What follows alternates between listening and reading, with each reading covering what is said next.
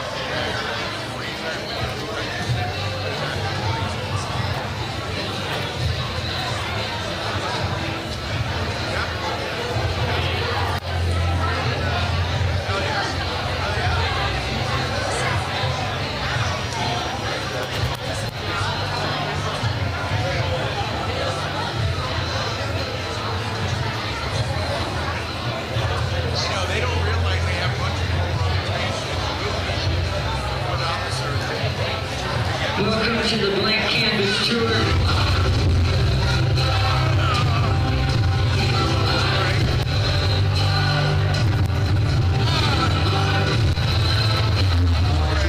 Your song is so beautiful. Your song is finished. You are Alex Corona. You are his song. And you might have been a rough first verse. It might have been a rough verse. 30 verses of your life. Because your song will not end how it began. Your story will not end how it began. There's someone here, you barely showed up today. It took all that you had to be here, and you weren't even sure about tomorrow. Don't give up. God's still writing your song, and I'm telling you it gets better. Oh, just wait till you hear the chorus. Wait till you hear the bridge. Wait till you hear the part where the angels sing along. Can you just hold on and let God finish writing your song? Because you are his masterpiece. You are his woman. I know you don't feel like it, but you are a work of art, and he who began the good work in you, he will complete it. So let me. My friend, the best is yet to come.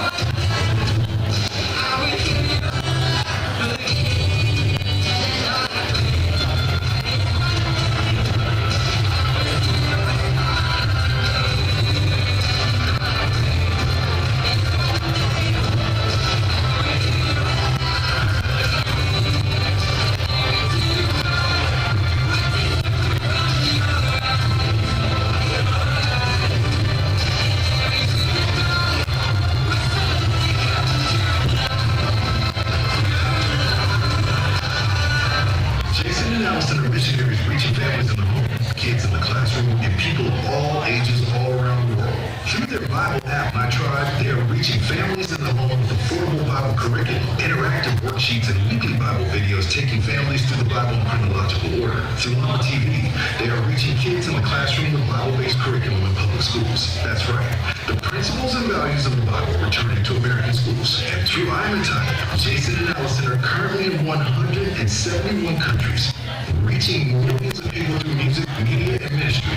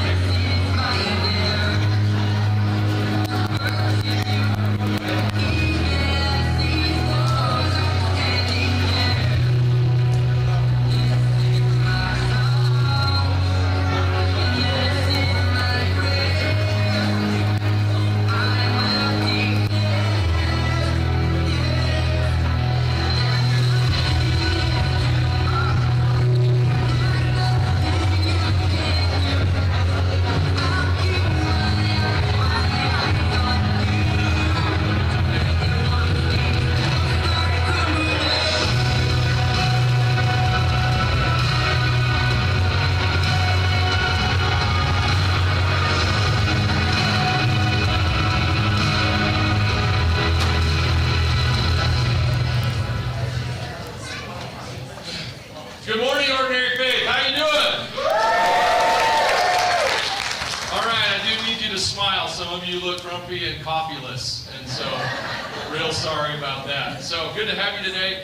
If you got a card, a welcome card to the thing today, like a bulletin looking thing, there is a QR code on it. If you scan that, it'll take you to a web page on your phone where you can tell us who you are. So take a second and say hi. You don't have to fill it all out, but if I can get your name and phone number, then I can, send you requests for support or use your credit card or something like that.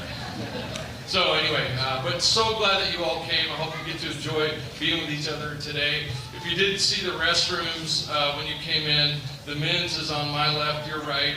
Women's on my right, your left. And I don't really know my left and right that well, so what I just did was a big day for me. At the back of the room. Thank you very much. Thanks, all right.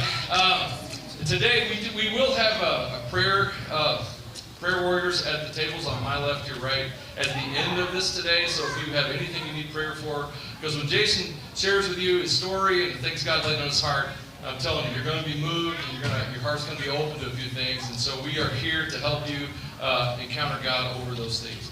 Another announcement I need to make is that this afternoon at 2 p.m. at our chapel at 124 Blair is where they are getting ready for a Christmas program for the kids. So if you have kids who can read, I think this is defined reading parts for the Christmas Eve service. So that's 2 o'clock at 124 Blair. If you have any questions you have can be texted into into 307-224-4404, and the guy who handles that, aka me, will get back to you as soon as possible.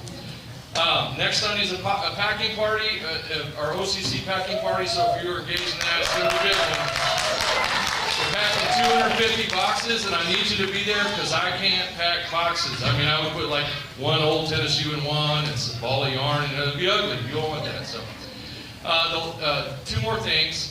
If you know someone who's experiencing food insecurity or food issues right now because of developments in our country and the way things are working, Peyton is going to be out in the front, and he has some cards that can help with a meal, some things like that. So he'll be out there in the service. So if you know anyone who has a food insecurity issue and you want to bless them, we are prepared to do that. We have a way to do that. The last thing is, thank you so much for supporting Ordinary Faith by being here today. Those of you who support us financially, thank you so much. You make this kind of thing possible. Our giving boxes are out front. If you want to make a donation just to Jason David, you can write that in an envelope and put those in there. But any of those things help. Thank you so much for being here today. Now, I want to introduce a guy who's amazing. He's from California, but not anymore. I don't know, so don't hold that against him. So I want to introduce the Seagull guy, Jason David.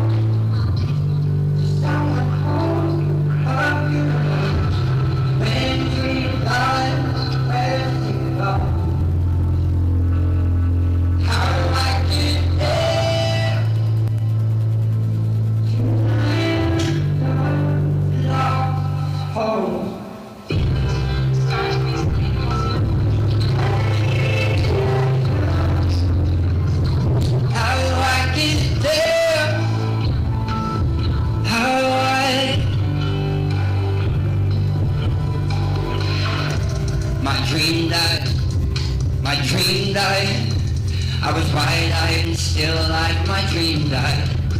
And my mom cried, and my doc tried.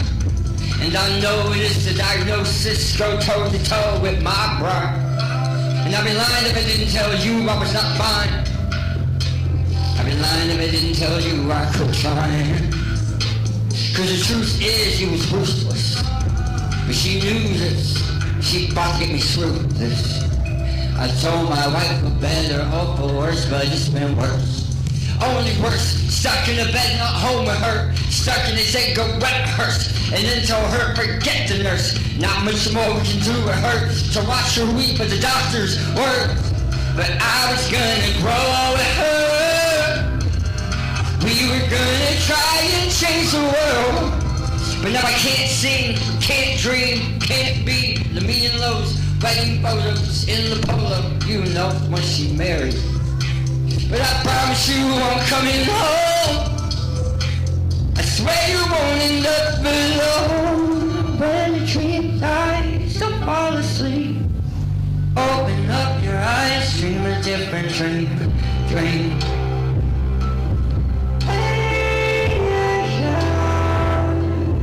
How did I get here? Yeah. How did I get here? Yeah. I'm here with Jason David. So you lost 80% of your tongue to stage 4 cancer, almost died. In fact, you wanted to die. You wanted to give up and stop fighting cancer. Tell us what happened. It was 9 p.m. in the hospital on a very dark night. I was giving up. My wife walked in and she just knew. And she didn't know what to do. What did she do? She sang. What did she sing? She sang my favorite hymn. Come out from the door. Every blessing to my heart to see my grace. Yeah. But she forgot the words. So she made up her own words. Really? And to this day, I remember those words. What words? She sang, "You are good, God. You are good, God. You are good, God. You are good." For 3 hours, she sang, "You are good, God." Tears streaming down her face. You are good, God. Her voice quivering, her heart. You are good, God. Oh, you are good. You are good, God. You are good, God. You are good. Oh, you are. Yeah, you are. Yes, you are. Yes, you are. So good, yeah. Oh, you are. All right, church, let me hear you sing. You are good, God. You are good, God.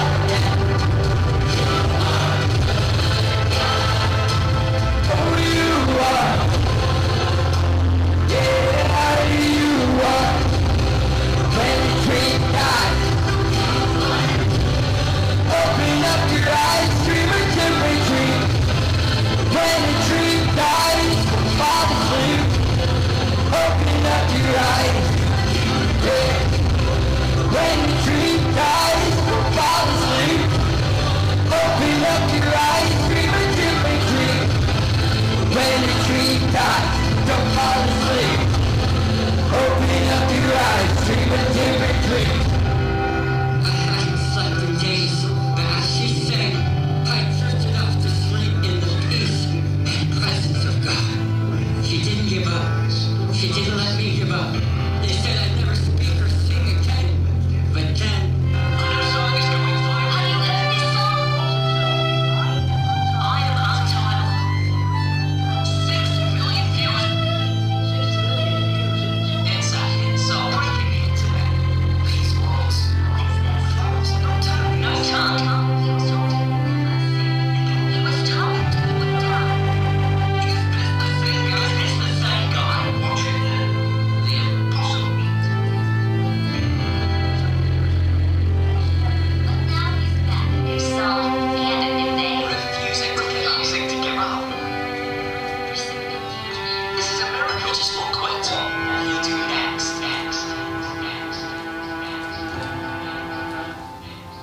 I'm a blank canvas.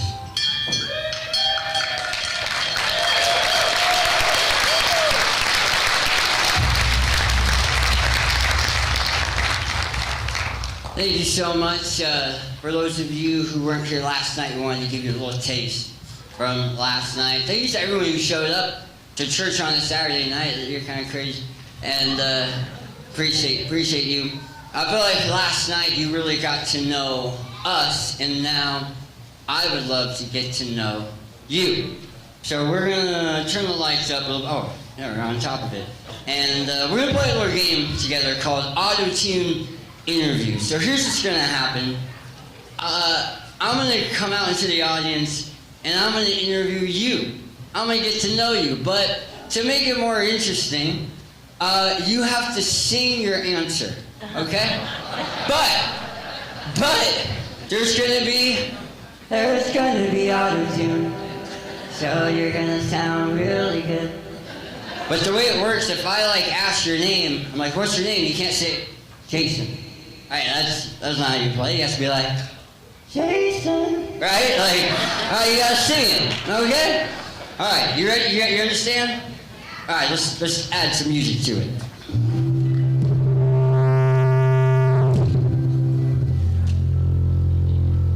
Oh yeah. Here we go. You're gonna be shocked how long this cable is. Oh my goodness. It's still going. Are you guys ready for some auto-tune interviews? I said, are you ready for some auto-tune interviews? Yeah! All right. What's your name? Alan. Hey, Alan. What's your name? Patty. Alan, Patty. How long you guys been together? 45 years. Wow, that was really good math. How did you two meet? I come and ask her. How did you meet? In college. Did you hear that? He first me in college. So you college kids, that's how you do it. Alright, what was it about Patty that made you say she's the one? Oh, she was dark-haired and tall. Dark-haired and tall. There's some good marriage advice for you. Alright, if you're single, get taller. Dye your hair darker. There you go. Alright. What's your name? Oh, you guys sing it, Rayleigh, what's your name? Alright. That was really good. I'm gonna make an example. Make you say, Rayleigh. Yeah! That was so good, Rayleigh. Alright. Sorry, that was a long cable. Alright, here we go. I can bring it over here. We're going over here. Alright, bring it this way. Yeah, you grab that cable. We're coming up here. Don't worry, we didn't ignore you. We didn't forget that there's people up here too. Alright, here we go. We're coming around. There's a really long cable. You're gonna be shocked. We tested this out. It comes all the way back here. You thought you were safe back here. You got here early to sit in the back so you can never find me. Alright, I need your help. Heads up. Hold this camera over your heads. Yes, sir. With the beers, you know what's happening. Alright, we good? What's your name?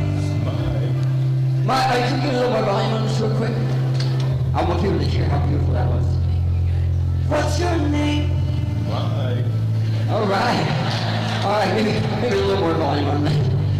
Alright, Mike, as you sing, I want you to recite for me the synopsis of the movie Star Wars. Explain the movie Star Wars to someone who's never seen it. I've seen it. Good luck. Thanks for that. You're welcome. Ooh, that's great. Thank you. All right, go. Episode 1 or 4. Where are we going to start? Well, if we go backwards, it's a lost individual who had lost his way. He found a person to guide his life, and he remembered his past as he went, and he learned he was a very special type of person. I don't know what movie I watched. That was powerful. I just got saved. This was supposed to be funny. You made that so powerful. All right, thank you for that. Hey, how you doing? What's your name? My name is John. Woo! John, what did you have for breakfast this morning? I skipped breakfast. You skipped breakfast? Well, I had Taco Bell. I apologize.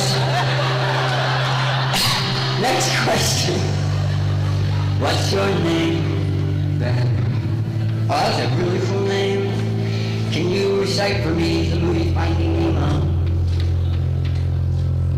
Sorry, that's being late. Tell me about the movie Finding Nemo. An orange fish. You're going to get an orange fish.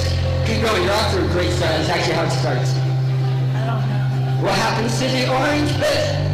We got lost. You got lost, that's right. Alright, hold on. I'm coming down here. Hold on. Don't let me die. Don't let me die. How you doing? How you doing? Alright. Oh, I'm so sorry. Can you guys see me? I'll come back. What's your name? I am Donna. Hey, Donna. Who are you? My name is Ian. Ian. Do you guys know each other? No. Is that why there's an empty chair between you guys? You're like, I don't know this stranger. Seriously, I'll go. Okay. Alright. We're coming this way. You guys are doing a great job helping with these cables. Alright. What's your name? My name is Debbie. That's how you do it! That's how you do it! Debbie, what's your favorite? I think I know, but what's your favorite color? It is pink and purple. How did I know? Man, okay. I was gonna move on real quick, but you're too good at this. Sorry. What's your favorite movie? I would have to say Jesus of Nazareth.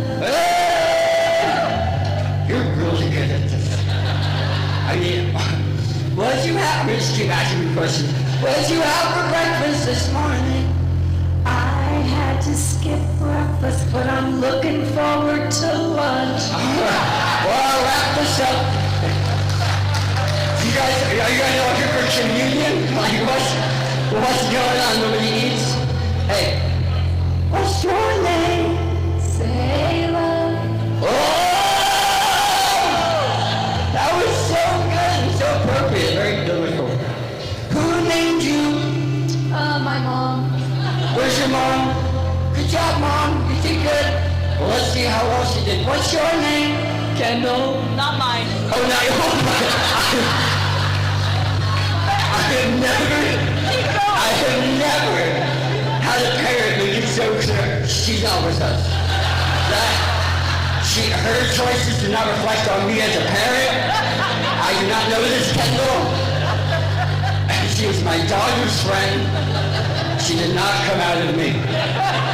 What's your name? Oh, I like how you're taking eye contact will help. What's your name? Grace? Grace, okay, you see that? Say that, Grace. Good job, you're obviously a Christian, Mom. Alright. Let's do one more, hey.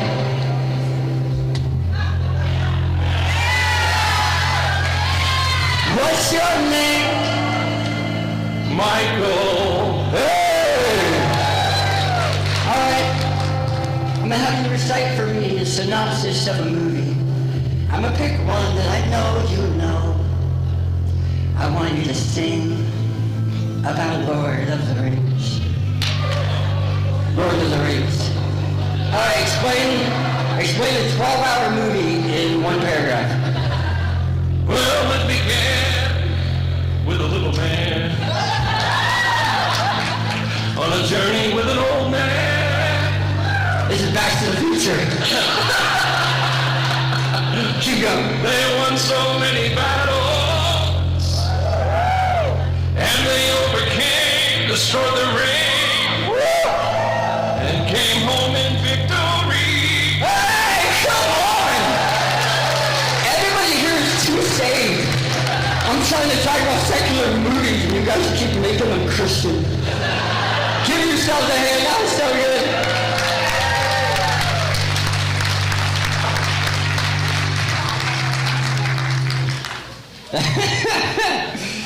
Okay, you might be wondering, what was the point of that? I don't know. No, I wanted to get to know you. For those who don't know, my name is Jason. This is my wife, Allison. She's the one who stayed over me in the hospital. She's the reason I'm still alive today. And for those of you who don't know, give her a hand.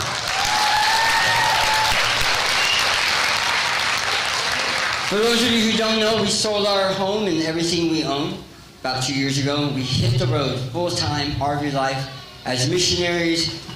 We reach kids in schools. We reach teenagers in juvenile detention centers. We reach families in church. We go to cancer patients in hospitals. And we're just live on the road full-time, just trying to be missionaries. We have actually been on the road. I counted it. Well, I didn't count it. I asked ChatGPT to do the math. But we have been on the road for 678 days as of today, which is almost as long as the government shutdown. So, pretty proud of that. But people ask, like, what are some of the crazy stuff that happens on the road? One of the weirdest things is we've seen some wild billboards. We were in Memphis. There's a real billboard and it said, "Real men don't murder." And I hope that works. Like there's some guy who's like, you know what? Huh. Okay. We were in Chicago. We were driving Chicago, and we drove past a billboard that said, road rage shootings are on the rise. So that was exciting. And then we were in New Mexico, trying to find a place to sleep for the night, and we find this RV park, and we look up the reviews, and the main review said, "Do not stay here even if your life depends on it." It was in all caps, and it referenced like recent shootings and drug deals. So I call up the owner, and I was just like, "Hey," because we need to sleep somewhere. So I was like, "Hey, you guys got drug deals and stuff?" And she was like, no, we got rid of all the drug dealers. And while she was saying this, we watched the drug deal happen. And by the way, that's not a joke. We watched it happen. And then I was like, how about shootings? And then she was like, not recently. So we stayed. But I felt real safe because there was a billboard out front that said, "Real men don't murder." So I figured we're safe. One of my favorite things to do when we're traveling on the road is we make music on the road. We make music inspired by our travels and our journeys. In fact, we were at a church in Ohio that had a recording studio, and I was in there. I was working on an album last year, and someone on staff set the alarm, not knowing I was in the studio.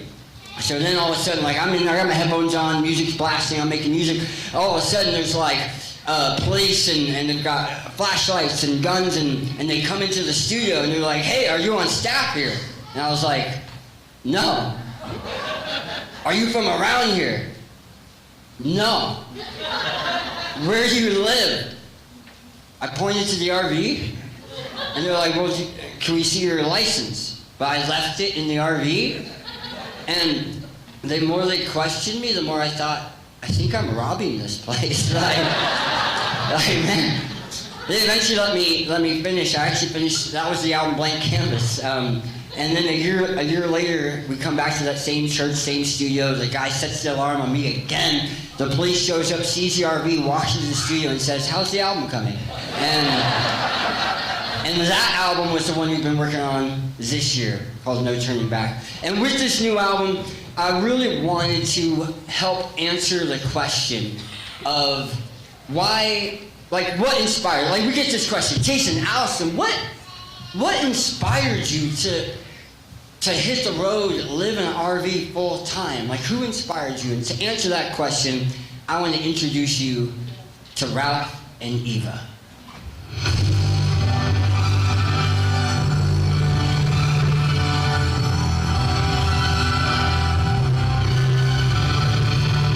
Let's put some miles behind us and let these smiles remind us that we're still alive. 'Cause the pain can't define us, and the change will remind us that we're still alive. Wedding in a church down in Newport, 1986. Eva lived a widow's life, and Ralph lived on Navy ships. He was a veteran of war, she was a veteran of pain. They had met as kids before, but gone separate ways.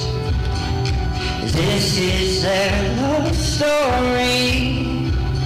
Yeah. He said, "Eve, will you marry me?" She said, "I don't know, we're 60 years old and I've been hurt before." And he said, "Let's put some miles behind us and let these smiles remind us that we're still alive." Yeah, yeah. 'Cause the pain can't define us, and the change will remind us that we're still alive, you and me. Home is where we park, you and me. Home is in our heart, you and me. Yeah. Home is wherever we are. You'll see, just marry me. He was a veteran of war, but then he lost the fight when cancer took the life of his first wife. And he lived alone for quite some time. And then at a dance he saw her, the girl from 8th grade, now in her old age, but it's never too late. Ralph bought an RV, said, "Will you be my Eva and leave it all behind and hit the road with me? Eve, run away with me." She said, "I don't know, I've been 60 years old, but with you I'll go." So, let's put some miles behind us and let these smiles remind us that we're still alive. Yeah, yeah. 'Cause the pain can't define us, and the change will remind us that we're still alive, you and me. Yeah. Home is where we park, you and me. Hey. Home is in our heart, you and me. Home is wherever we are. You'll see, you see, Eva was my grandma, and he became my granddad, and they traveled around America in their RV, and I've never seen a couple more in love and happy, and their love story inspired me to write a wedding down in Newport, 2013, in that same little church. My Allie married me, like veterans of war. Cancer tried to kill me, but we battled it together. And then in 2023, we sold everything and bought an RV. Put some miles behind us and let these smiles remind us we're still alive. 'Cause the pain can't define us, and the change will remind us we're still alive, you and me. Home is where we park, you and me. Home is in our heart, you and me. Home is wherever we are. You'll see, like Ralph and Eve.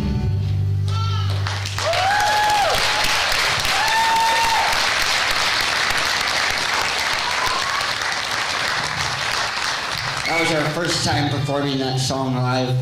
You're gonna have to get it together because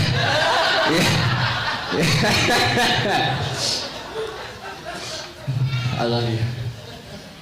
Ralph and Eva. It's an amazing story. And what I really wanted to do with this new album is create a road trip soundtrack. A soundtrack that would reflect our journey, but maybe could even help you on yours. A road trip soundtrack. Because soundtracks take a movie and then make what was a good movie and then make it great. Right? Some of the greatest movies have the greatest soundtracks. Star Wars, The Lion King, the Goofy movie. Like,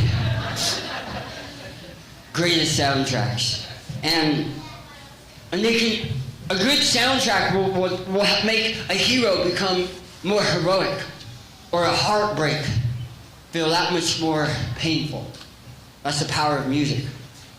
It's all about getting the right sound. Before we even do a soundtrack, it begins with the soundscape. I'm gonna give you an example. Here's a little shot of a jungle. But right now, it's completely silent. And so, it just doesn't feel like we're really in a jungle right now. There's no sound. So, let's make a soundscape. All right. We have 3 sections. Everyone right here, section 1. Congrats on being number 1. Everyone here on this mic in this way, section 2. You're section 2, section 3. Let's just make sure we know who we are. Section 1, let me hear you say, hey! Hey! Section 2, let me hear you say, ho! Ho! Section 3, let me hear you say, what? All right. 1,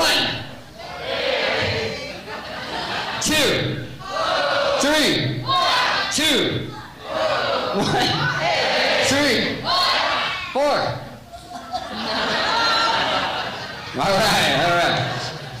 All right, section 1, get your hands out.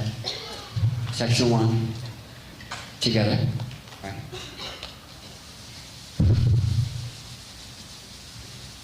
Keep that going. Section 2, give me some bird whistling. Section 3, ooh, ah, give me some animals. Hold up, pause. Animals don't laugh, all right? It was starting to feel like a jungle, and then it just became Abbott and Costello. Okay. Let's try this again. Section 1.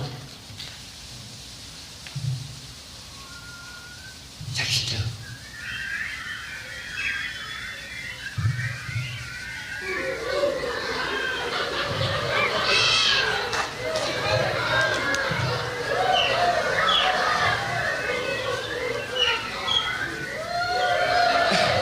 All right, now it's haunted. Okay. All right. Give yourselves a hand. That was pretty cool, though. That was pretty cool.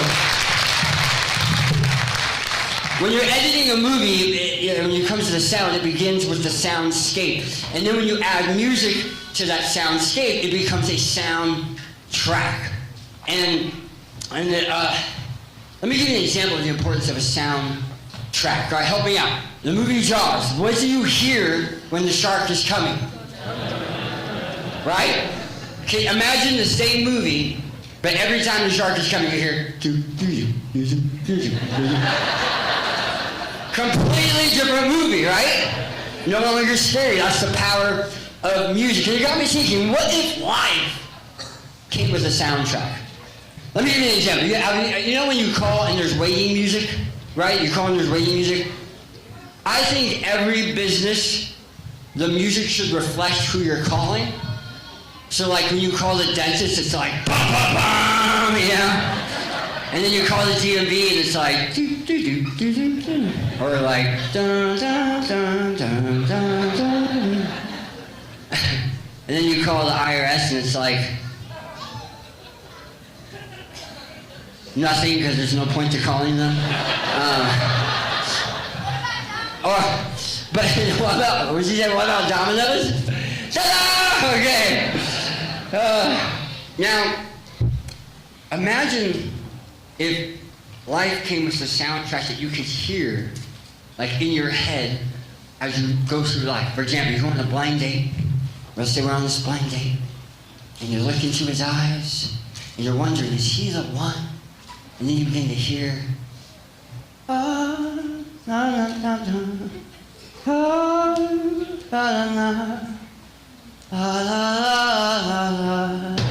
begin realizing this is it. This is the one. And then you meet his family. Bah, bah, bah! Just kidding. You can go back. You can go back. But honestly, if life came, I mean, like, she's still processing Ralph and Eva. If life came as a soundtrack, like, it would actually really help with making decisions, meeting the right people. You meet someone, and the music would tell you, like, should I pursue this relationship, or will they hurt me? Like, it would really, really help if life came with a soundtrack. And, like, especially because it could help with, like, some of life's big moments, right? Music that would match what you're going through. Like, does anyone here have a big life moment that's coming up or happened recently, like wedding, birthday, what's coming up? Your birthday's coming up. All right. I think I remember your name. Shayla. I'm so sorry. Hey, buddy, nice shoes.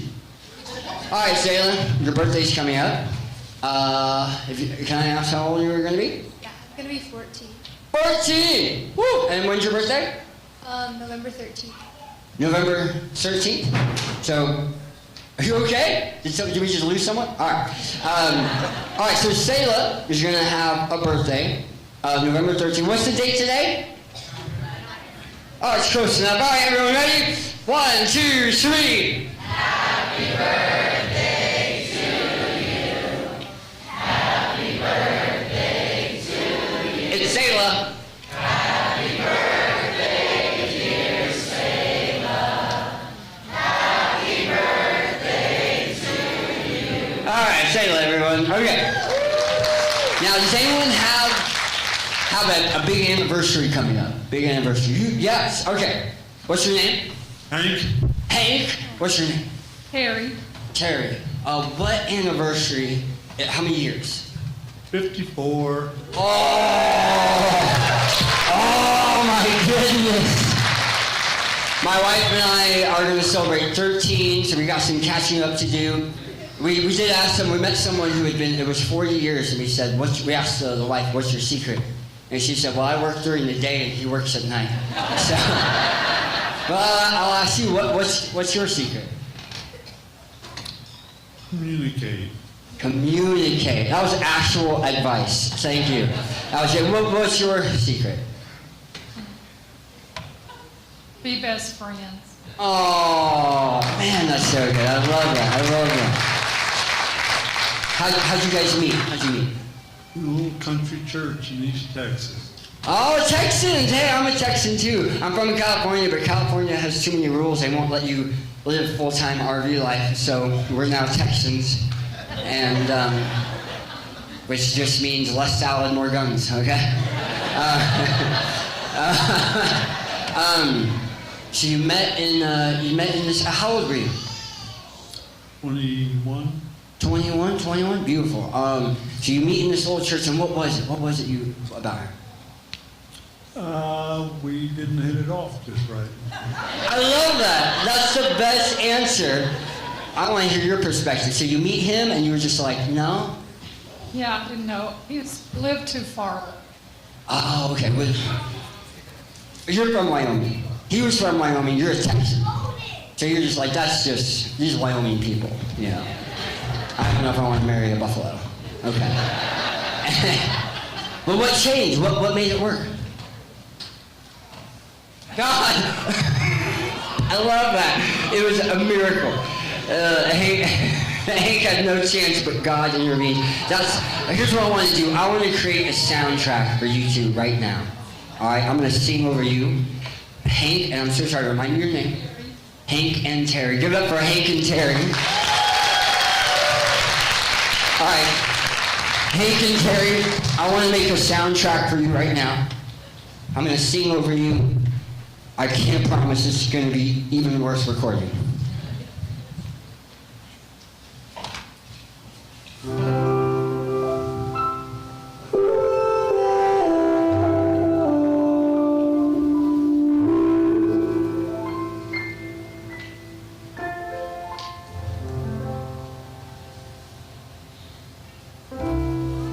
was a Texan. She probably had a gun.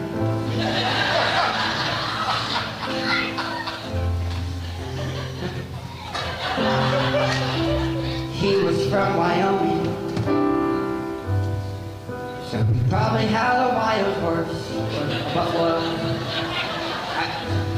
I'm still getting to know you. And then in a little church in Texas, Hank walked in and he met Terry. She said, "You're scary." Unless God does a miracle, this ends now.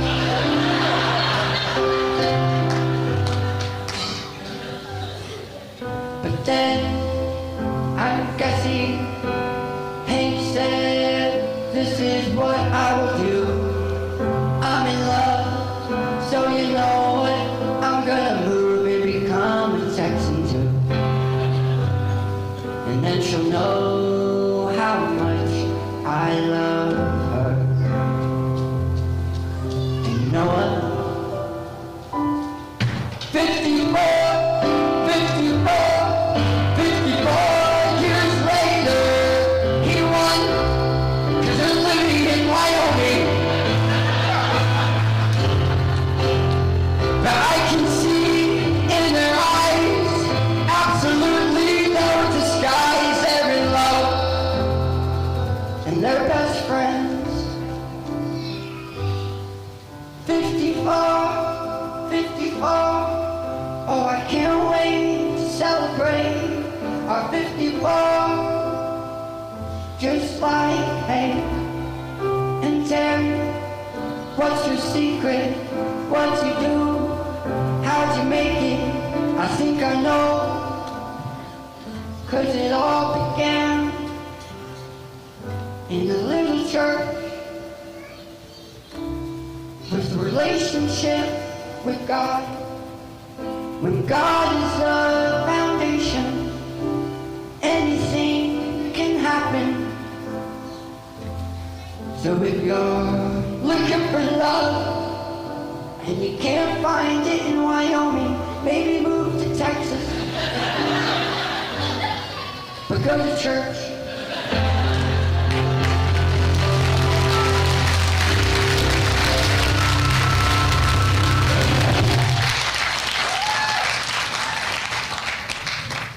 I hope you liked it.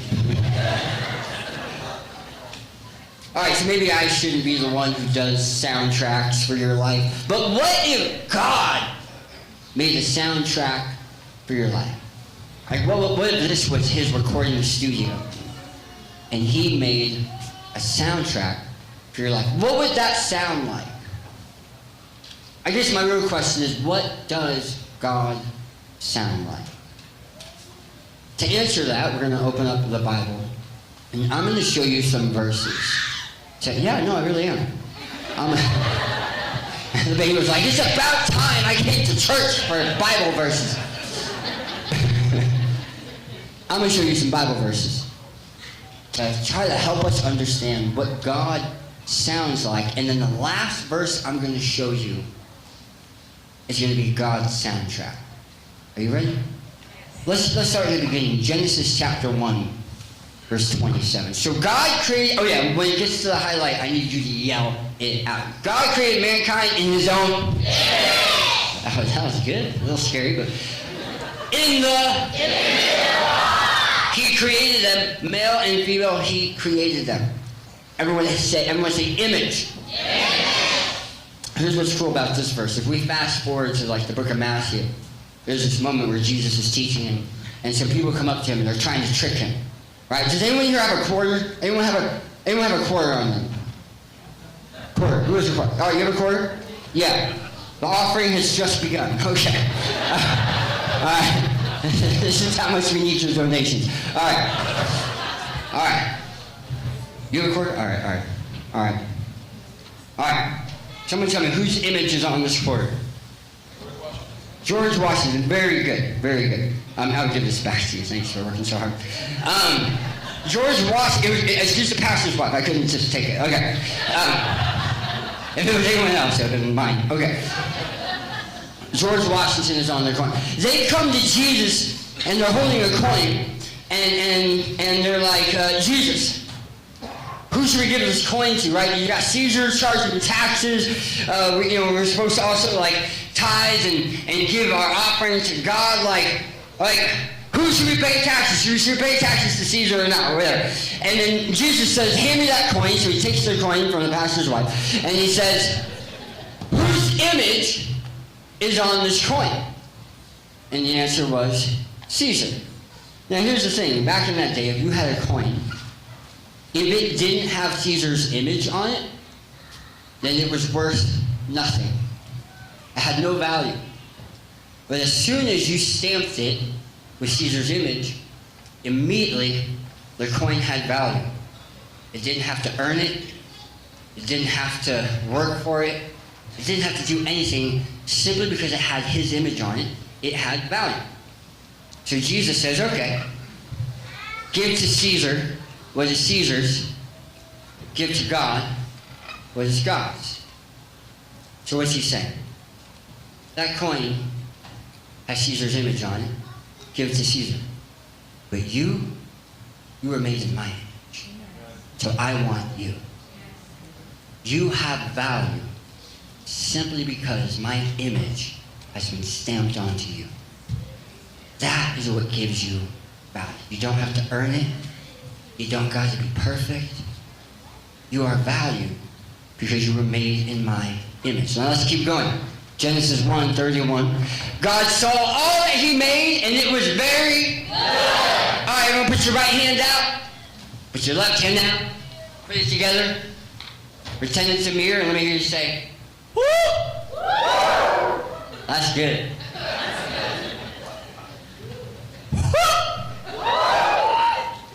That was really good.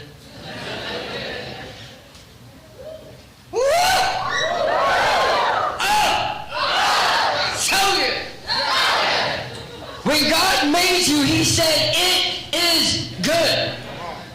So many times we look in the mirror and we're like, well, this is what's wrong, and this is what's wrong, and this is what... God said, woo! I did a good job. When God made you and he looks at you, he says, whew, that's good. Let's keep going. Jeremiah. Before I formed you in the womb. Now this is crazy to me. This is crazy to me. He knew me before my parents knew what they were doing. I'm trying to be more appropriate than last night. He knew me. Here's why this is crazy. I don't even know myself. I remember when I was younger, I was in like junior high. I had this friend named Jesse. I went to his house. It was me, Jesse, and his friend. We're walking through the neighborhood. And then we go past his house and the door opens. And this pretty girl walks out, about our age. She walks out. Jesse looks at her and then tackles my friend. They start wrestling. I was not prepared for this. I did not know. I really felt like a third wheel. Like, am I supposed to fight her? Like, what? No one told me what we were doing. She looks at them and is like, what? And she moves on. They get done wrestling. They stand up, and I look at Jesse, and I'm like, why'd you do that? He looked at me, and he said, I don't know. Have you ever said something or done something, and then 5 minutes later you're like, why did I do that? Right? Why did I say that? I don't even know me. But he does. Here's the problem, especially with us young people, and I just say us, but I'm lying. With young people, here's the problem with young people, okay? I know I'm getting older. Now, so many times we don't know who we are. So to figure out who we are, we go to our friends to let them tell us who we are. Or we copy them to be like them so that we can find out who we are. But here's the secret. They don't know who they are. But who does? God has known you before you knew you. So if you want to get to know who you are, get to know who he is.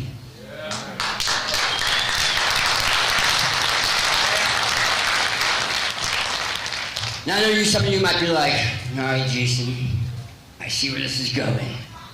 You're just cherry-picking verses that make it look like God just really likes us. And all right, but come on. A lot of the Old Testament, God seems pretty upset. Show us one of those, right? It's not always like sunshine and rainbows. No, you're right. Let's be fair. What happens when Israel gets in trouble, right? They do that a lot, and God has to correct them. Let's pull up one of those verses. Hosea. All right, this is a really good one. This one, I mean, I'm not playing it safe here. This one, God seems pretty upset. Check this out, okay? I know all about... I was so excited to hear what you would say. It seems like we were leaning towards Ephraim. I heard a few Ephraims. How do you say it, Pastor?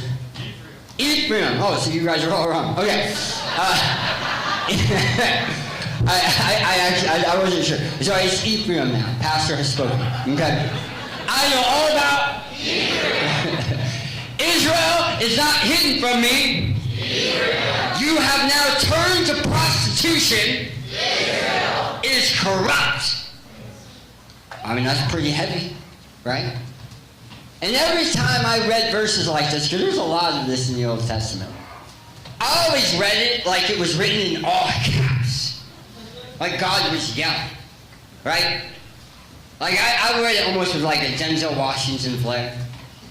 I know all about Israel. Israel, you're not hidden from me. Ephraim, you have now turned to prostitution. Israel, you are so corrupt. That's how I read most of the Old Testament. God is just like an angry Santa who, instead of giving me coal, he wants to turn me into coal, right? Like that's a lot of the Old Testament. It's like God's just always yelling. It's kind of exhausting to read. Like God's always yelling, but wait.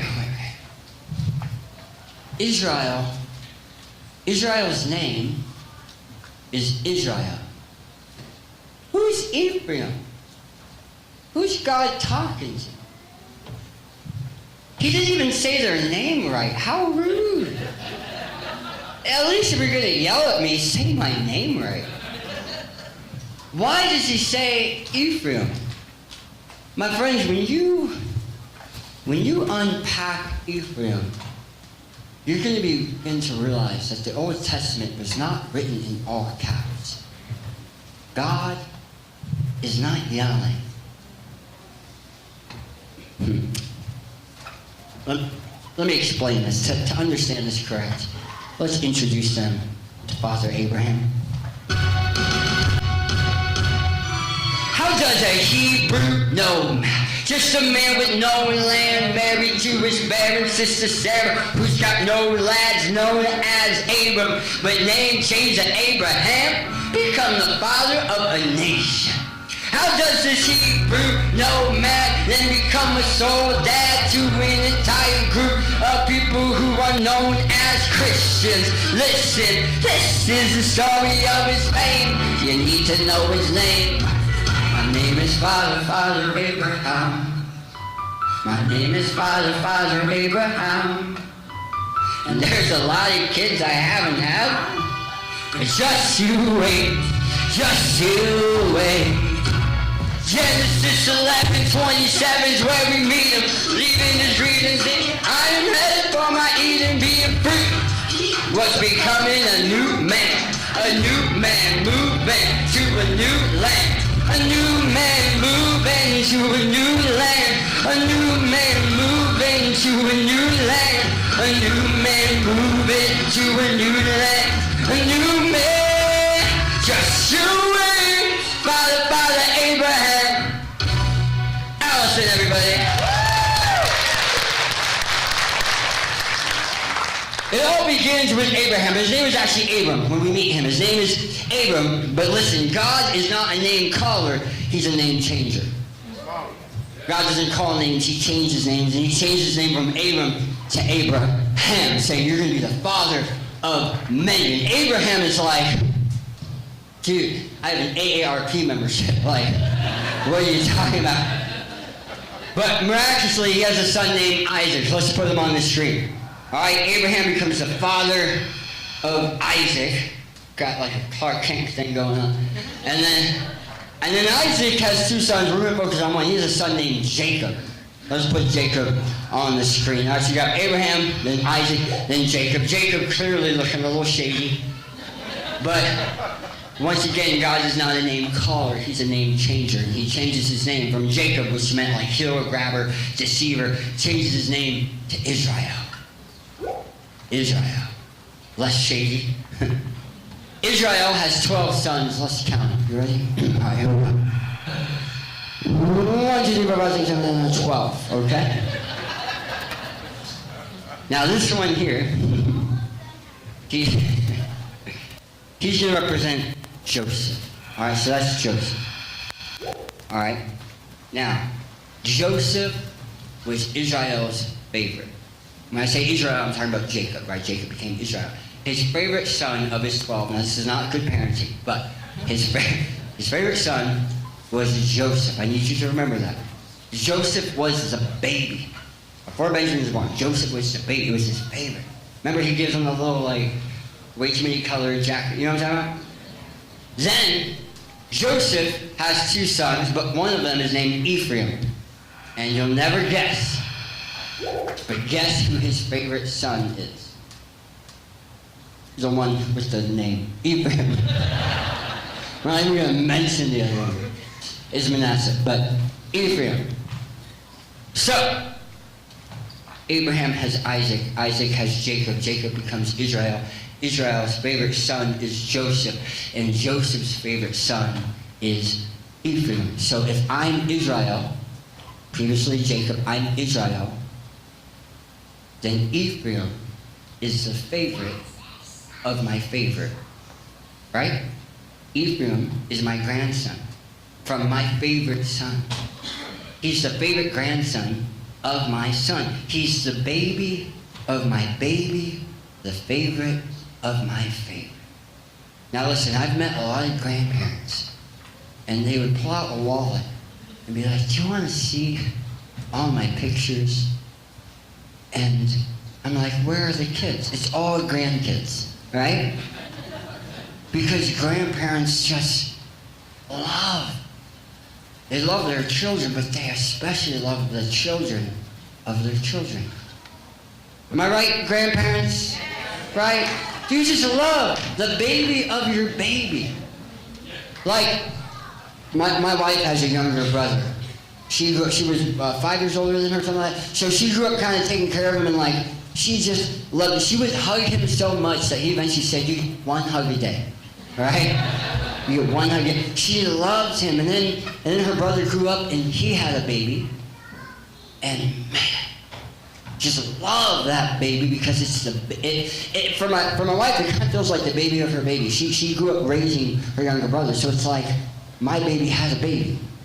Now kids, let me give it, anyone have a puppy here? You have a puppy? All right, imagine if your puppy has its own puppy. Wouldn't you love that? The puppy of your puppy? Before you sell, the puppy of your puppy? The baby of your baby? Here's what I'm trying to say. Ephraim becomes a pet name, a nickname. Because Ephraim, eventually dies. When I'm reading that book of Hosea, that is hundreds and hundreds of years after Ephraim is dead. But his name becomes this pet name, this nickname that means baby of my baby, favorite of my favorite. So let's put Hosea back up there. I know all about Ephraim. Now, when God says Ephraim, it's like a pet name. It's like a cupcake. Anyone here use cupcake? I don't know. Is that? I've been trying to get my wife to be okay with alley cakes, but so far not good. But can you, like help me out? What are some nicknames you have? Let's come to some of the married people. What do you call her? Muffin. Muffin. No, I love that. Okay, Muffin. All right, Hank, I'm coming to you, Hank. All right, Hank. The word to beat is muffin. Okay. What do you call her? Honey. All right. We got any other ones use honey? We got any other honeys? How about muffin? Anyone else use muffin? All right. So we got muffin. We got honey. Are there any others? Yell them out. What? Cakes. See? Cakes. All right. It's all food. Man, you guys need to eat breakfast before you come to church. All right. All right. So, let me give you an example. Let's use muffin. You would never, in an argument, use that pet name. How many times have I told you to wash the dishes, Muffin? Right? I'm so angry at you, Cupcake. When you're yelling at someone, you don't use pet names. So when God is saying, I know all about you, baby of my baby. I know you. Favorite of my favorite. I know you. You're better than this. Israel, I can see you. You can't hide from me. Baby of my baby, favorite of my favorite. Why did you do it? Why did you turn to prostitution? You became so corrupt. God is not yelling this. He's saying it with a broken heart. Why? Because what's about to happen is because Israel turned to all this corruption and they entered into a toxic relationship with Assyria. That same relationship, Assyria, is going to come and wipe them off the face of the earth. 10 of those 12 tribes, 10 of the brothers, their families, their legacy, are gone. Did you know that? Of all the 12 tribes, 10 of them they don't exist anymore. They're gone. Only 2 remain. So God isn't yelling. He's brokenhearted.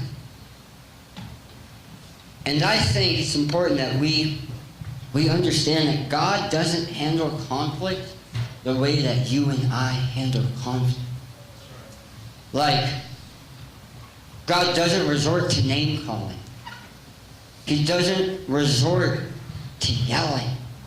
I mean, the Bible says he is slow to anger. So why do we keep reading the Old Testament like he's fast to anger? It says he's slow to anger. He's abounding in love. God doesn't resort to silent treatment. God doesn't resort to a lot of the tactics you and I use when we're in an argument. Have you ever shared something private with someone? Something very vulnerable? You were really open with them? You shared maybe a struggle or just something you were embarrassed of? Raise your hand, you ever shared something very vulnerable with someone? And then, now don't raise your hand on this next part. But then months later when you're in a fight, they use that thing that you shared against you? I shared that to you in confidence, and now you're using it as ammunition? Because you and I will use anything as a weapon. We use weddings as weapons, funerals as weapons. We use so many things as weapons, and we yell and we name call, and then we get a call from the principal, and they're like, hey, your kid keeps yelling and name calling. You're like, I don't know where he gets that. But God, I think so many of us think God is angry at us because we grew up with people always angry at us. That's not what God sounds like. God says, when I look at you, woo, you are good. I made you in my image, therefore you have value. I know you more than you know you. And even when you make a mistake, I call you baby of my baby. Cupcake, muffin, alley cakes. Even when I'm brokenhearted at the mistakes you've made, I don't yell. I still talk sweetly, and I call you baby of my baby. That's what God sounds like. But now would you like to hear his soundtrack? I love this verse. Zephaniah, I want to end with this verse. The Lord your God is with you, the mighty warrior who saves. He will take great in you. In his love, he will no longer rebuke you, but will rejoice over you with singing. Wait, did you catch that? God sings? What? He sings over you. Yeah. The creator of the universe, the one who made the stars, he sings over you. What's your name? Katrina. God looks at you. He rejoices with singing. He says, Katrina. That's my Katrina, my daughter, my princess. Daughter of the king. I'm the ruler of everything, and yet I think about you. There's never been a moment you've ever been alone. And even in those nights when you cried yourself to sleep, I cried too. And you thought nobody understands and nobody sees me. I was there saying, Katrina, I see you. And I sing over you. What's your name? Dale. I'm proud of you. I don't know if anyone ever told you those words. I want you to know I'm proud. And I see you. I see a man who has stood there when the storms have hit over and over and over and over, and you stood there for your family, and I see a man. That's my man. This is Dale, a man who prevails. He sings over you. What's your name? Is it Betty? Betty, he sings over you. You are loved. You are cherished. When he sees you, he says, oh, that's my girl. So beautiful. I wish she knew how much I think about her. I wish she knew how much I like her. I made her in my image. Betty, he sings over you. He sings over you. What's your name? Aaron. He sings over you. I know sometimes these guys were like, singing, like really? But every time someone wins a football championship, what do? They blast the music. When they win March Madness, they go into the locker room and they jam out and they sing, because men like to sing when they celebrate. He celebrates you. He celebrates you. So many times you felt like you fell short, but he was celebrating you. He's not disappointed. He's not ashamed. He celebrates you and all that you do. He's proud of you, and he sings over you. He sings over you. Yeah. What's your name? Deanna. He sings over you. He's seen everything that you've been through. The years and years of pain. Everything that you've tucked away. The things you never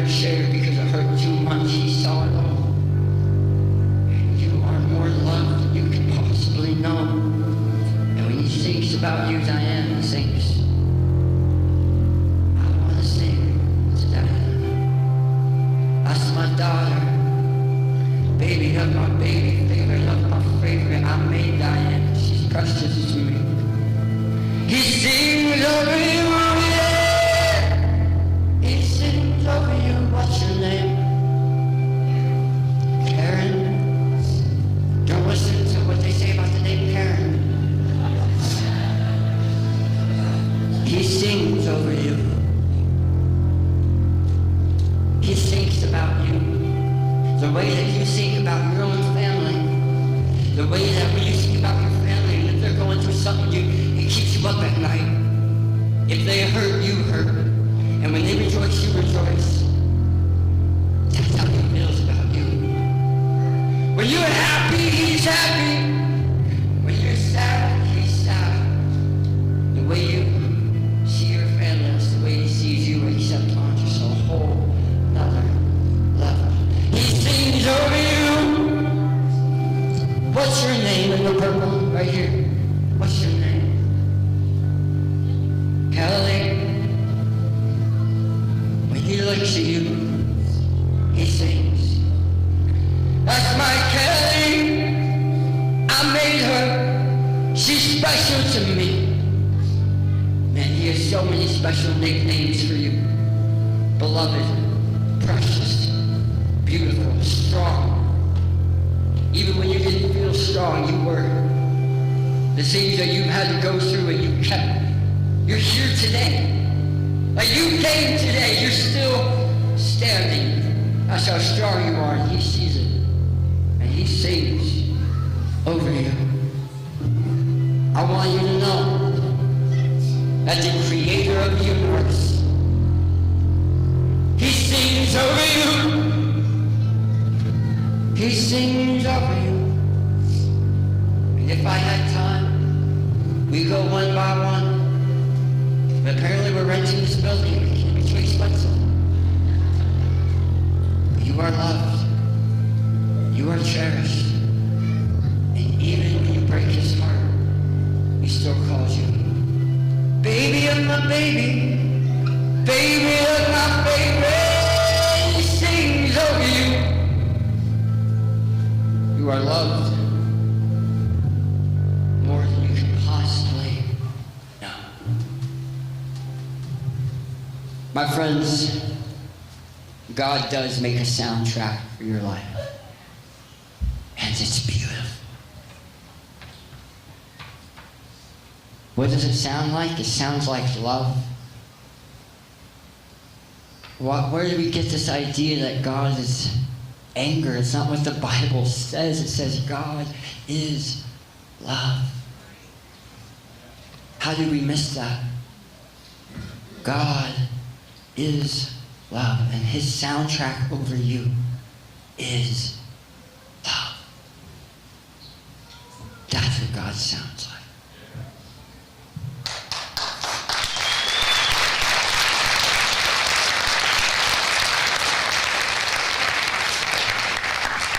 So as we get ready to bring this to a close, I think it would be appropriate, since he sings over us, maybe this would be a good time for us to sing back to him.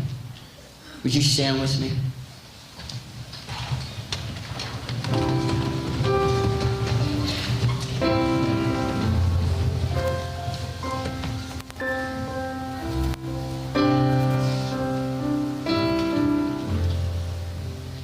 Here I am to worship. Here I am to bow down. Here I am to say that you're my God. You're together lovely, altogether worthy, altogether wonderful. Come on, sing over. Here I am to worship.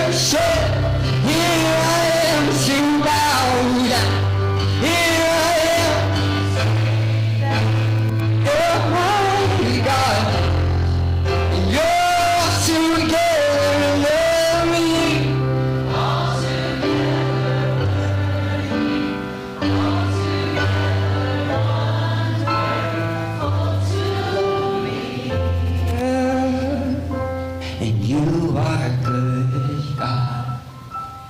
You are good, God. You are good, God. You are good. You are good, God. You are good, God. You are good, God. Oh, you are good. You are good, God. You are good, God. You are good, God. Oh, you are good. Oh, you are good, God.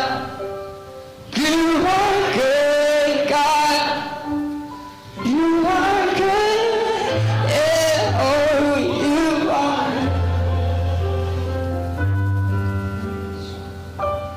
So I throw up my hands and praise you again and again. 'Cause all that I have is a hallelujah, hallelujah. And I know it's not much, I've nothing else fit or keep, except for a heart singing hallelujah.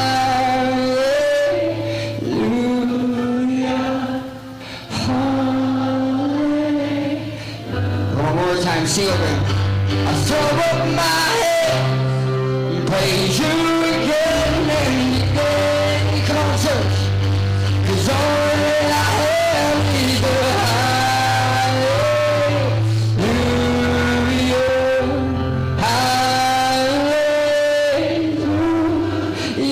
And I know it's not much, I've nothing else except for a heart singing hallelujah.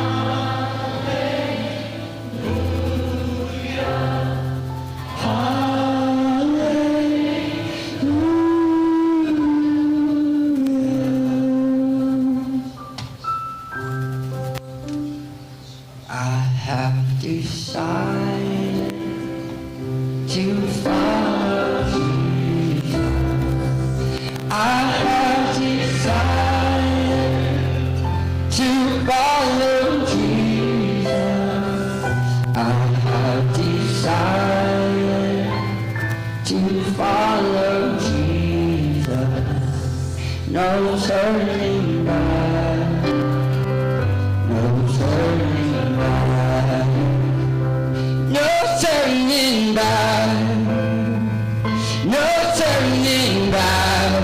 Yeah, I have decided there's no turning back. Yeah, no turning back. Oh, no turning back. I have decided there's no turning back. Let's end with this. I have decided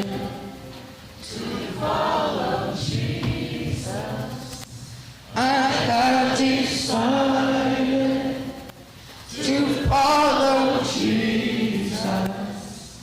I have decided to follow Jesus. No turning back.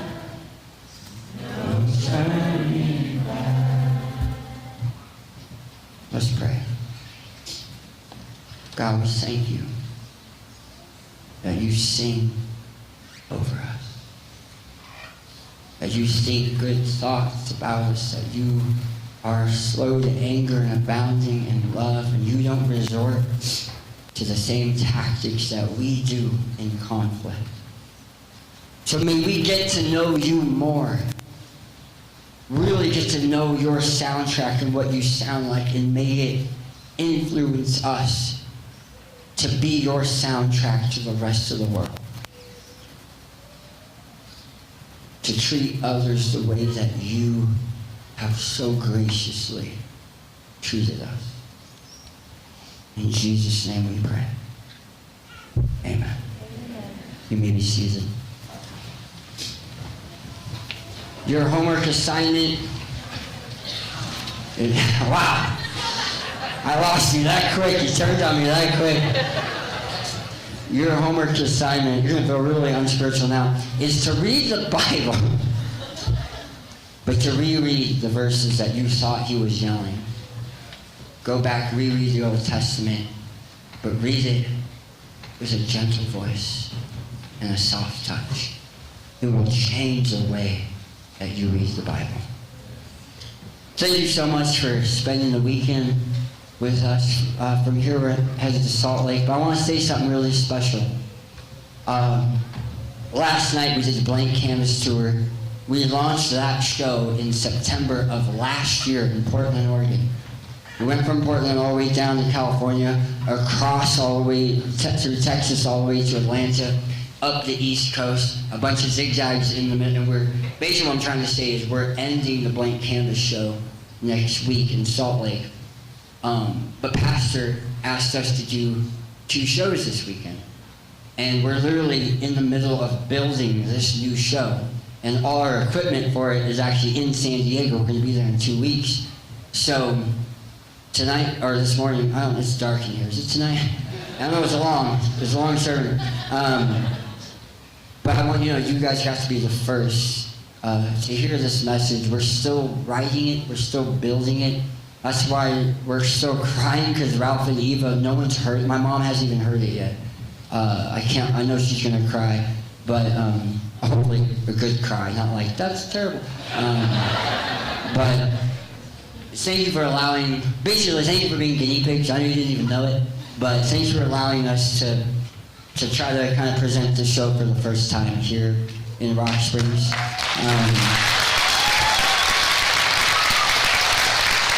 I will say, just some quick testimonies. God has been moving on the road. We were in Ohio, did an event. 1,000 teenagers came to the altar, crying and giving their hearts to Jesus.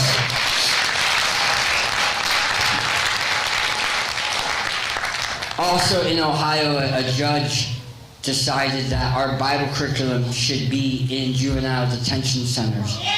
So what they're trying to do, they're going to try to get it to the whole state of Ohio, use that as a case study, and bring it to all of America, and get the Bible into every detention center in all of America. As we shared last night, we also have been able to get our curriculum into public schools all around America. And basically, we're doing, like, we do these shows, but during the week we're doing so much more with our missions. But right now, we're looking at 2026, and we have this new show, this new tour. And if I just be honest with you, we don't know how we're gonna, diesel's expensive. We honestly don't know how. We know God's gonna provide, but we don't really know how we're gonna do this for another year, but we know that we need to. And we see the need, and we see what God is doing. And so this morning, whatever you donate, whatever you purchase, is literally going to help us to stay on the road and keep reaching kids in schools, in detention centers, cancer patients in hospitals, and coming to more churches like yours and doing these shows. And so we just appreciate whatever you can do to help us. Here's some fun things we have. For those of you who met Lion the llama last night, he has his own plush toy, so that's cute. Parents kept asking me to make a plush toy of myself. I felt so weird about it. But here he is, okay? He's got my necklace. This is the outfit I wore last night. There's the cartoon gloves. There's the guitar. Anyway, we turned our record, Blank Canvas, into a vinyl record and an album. We took the lyrics my wife sang over me. These are the music notes and the lyrics that my wife sang over me in the hospital. You are good, God. You are good. Yeah, on this shirt.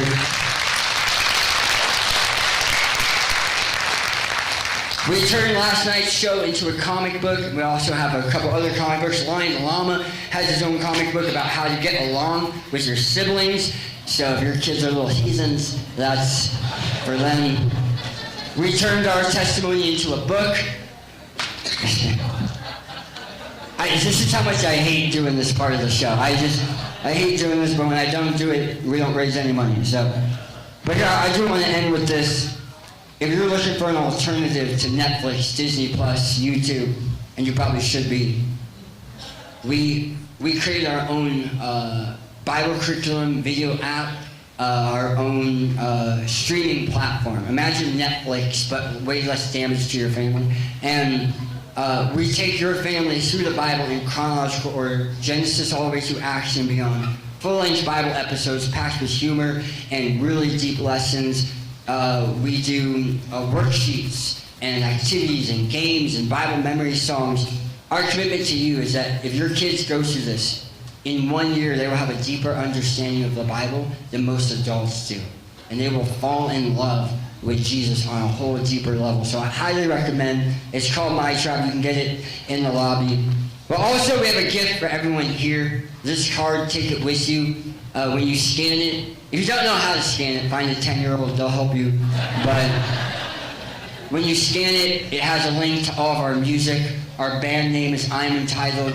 You can sign up to receive text messages. We will only text you when new music comes out. And we have a new song coming out every 2 weeks from now until January when the new album drops. It also has links to donate.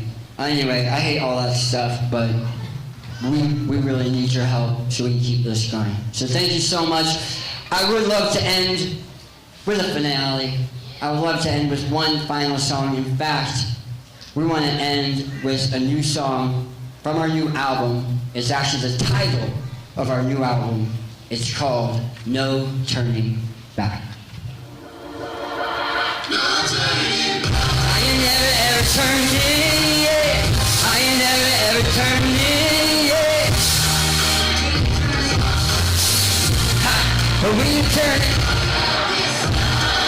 yeah, get it, did it, I said it, I did it, I meant it, I live it. I ain't turning back now, just forget it. They ain't figure me out, just admit it. I decided I'm alive, and when I hear the song, yeah, I'll be fine that once was lost, I once was blinded, but I made up my mind and I didn't turn it. I ain't never ever turned it, yeah.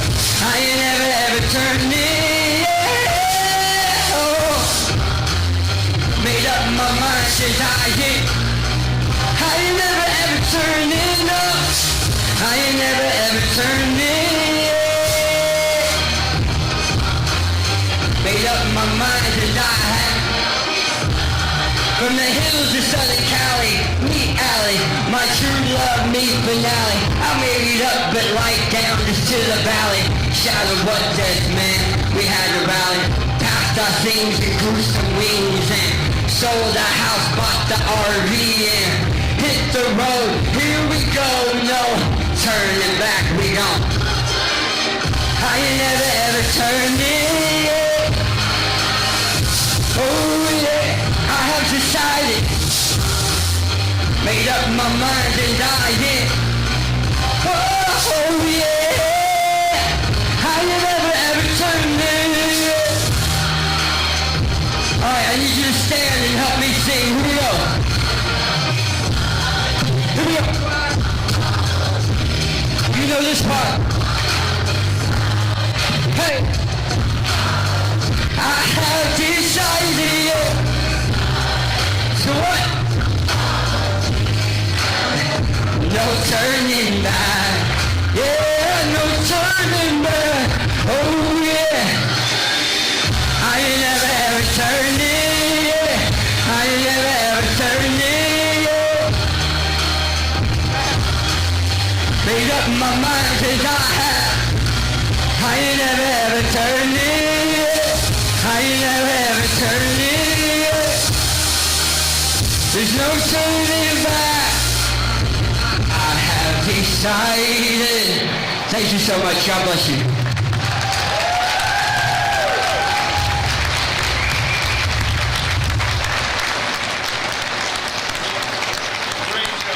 Great job, Jason. Okay, don't forget a couple things. The kids that are doing the Christmas Eve service preparations, the readings and so forth, 2 o'clock at 124 Blair.